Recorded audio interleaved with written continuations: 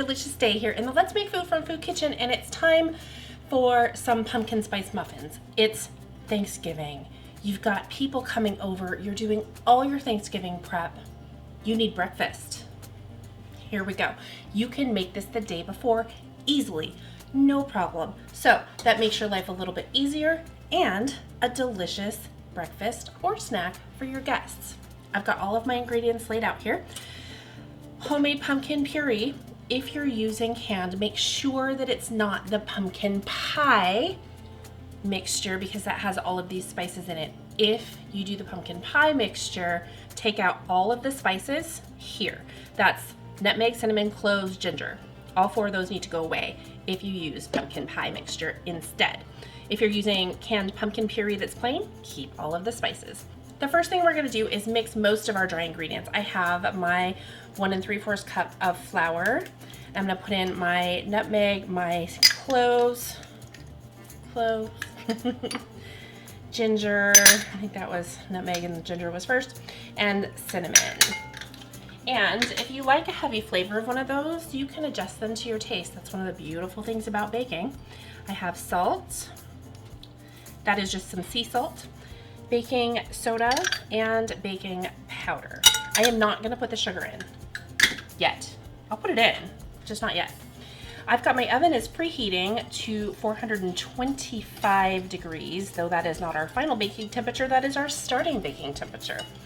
So I'm just gonna whisk these in to combine them, okay? And then I'm gonna set it aside for the moment. I've got a muffin tin ready to go. You can take a cooking spray and spray the cups. You can take a stick of butter and grease, just make sure they're well taken care of. I'm using these nice, fun fall muffin cups. I don't know why I was like, oh, what's the word? There's a word for it. There's a word for it. Okay, so I'm gonna take this bowl and start my wet ingredients.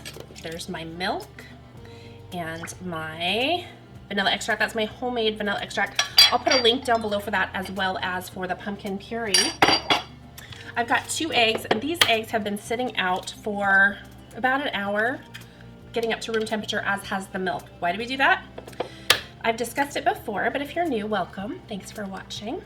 We do that so that we don't have a bunch of cold ingredients changing our starting temperature for the baking, because then you can end up with something that's baked unevenly. I save the eggshells for my garden. You can add calcium and also keep some of those pests away because they don't want to crawl over sharp crushed eggshell. So, and these eggs came from Tammy, a good friend of mine just got some chickens. Hi Tammy, Callie, Josh, Dawn. So now I want to whisk together my eggs, my milk, and my vanilla extract. Then I need to prepare some orange juice. Yes, I know most of you aren't going to prep a fresh orange, but that's what I do whenever I can. I don't do it all the time. I wish that I could.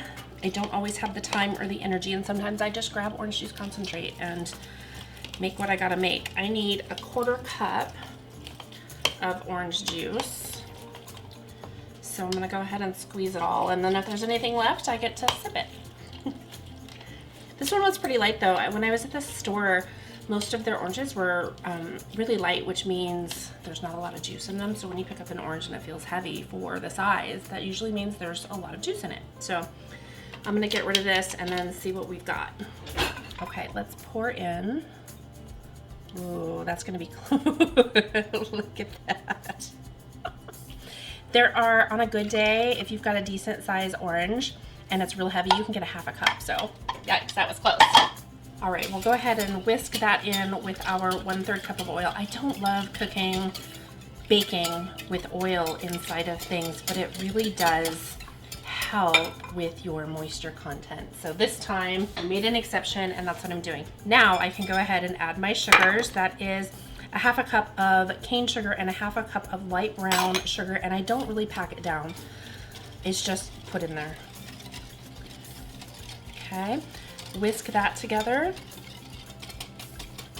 Then after I feel like all of my sugar is broken down to at least make this creamy blend, it's not going to be dissolved, but this creamy blend. I'm gonna get rid of my whisk and grab a spoon and get my pumpkin added in. I lied, I got a spatula.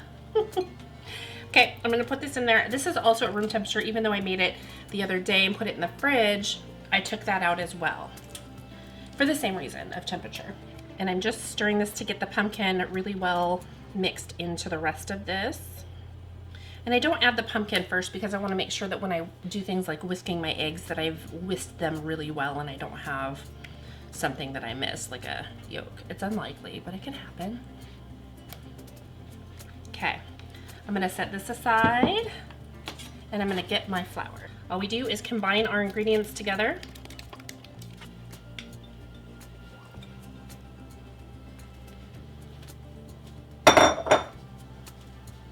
And then mix it. You don't want to over stir this, so I wouldn't use a mixer. Or you could use it, if you're using a stand mixer, you could just put it on low, but you just want to stir this until all of your ingredients are combined so that there's no more dry mixture showing anywhere. And then stop with the mixing.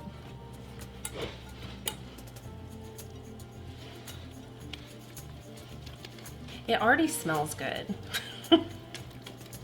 So there's a couple of things that you can add to this if you want. After you are done mixing this together and it's completely blended, you could add nuts. So if you wanted to add some broken bits of pecans or walnuts or something like that, even almonds, you could add chocolate chips, like mini chocolate chips. You could pour maybe a cup of that in there. If you do nuts, same thing, do like a cup of nuts, raisins, cranberries, what you got? What you want to add in there, you could. You could also put a little crumble on top, similar to what I've put on my apple streusel muffins. It's just butter and sugar and a little flour. There's a lot of options you could do. You could make a little icing to put on top. So play around with it. I'm gonna leave mine simple and plain. You never know what your guests are going to like or want. You could do half and half. You could pour half of the cups and then add in a half a cup of chocolate chips. So you've got half of them plain and half of them chocolate chip or nuts or whatever it is. Play around with it.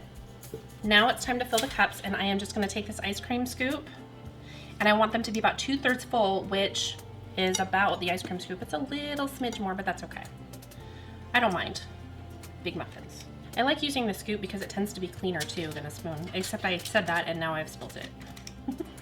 All right, these are ready to go in the oven. I'm gonna bake them for 5 minutes at 425 degrees. Then I'm gonna reduce the temperature down to 350 degrees and bake them for about 15 to 18 minutes. I'm gonna stick a toothpick in at 15 minutes and see if it comes out clean. Now that's after the 5, so it'll be a total of 20 minutes before I check them. And I'm back, proving to you that I am not perfect. Something happened with my video. I filmed the mixing and all of that of the pumpkin spice muffins, and then I came back and I did the rest of the video, and I either didn't hit record on the camera or accidentally deleted it, but I still had the sound file because I record sound separately from video. So I'm like, what am I gonna do? I don't have the second half. Well, problem solved. My little girls love baking, and so they helped me this morning bake a new batch. So these pumpkin spice muffins were baked using the same recipe I did in the beginning of the video. However, they were baked like 2 weeks later by my beautiful little girls. So thank you, girls. You're welcome. You're welcome. Okay. So without any more delay, because it's already been a few weeks, I just wanted to take one of these muffins and show you. These have cooled for quite a while, and I'm gonna go ahead and just open it up. Look at that. It is delicious. They smell good. Let's see if my children did just as well as Mommy did. I bet you they did, because they're spectacular. Moist. Good job, girls. You look great. Thanks, Mom. Thank you. Thanks for joining me here today in the Let's Make Food from Food Kitchen and bearing with my own personal mistakes because I am human as well. From my kitchen to yours, let's make food from food. That's one bowl.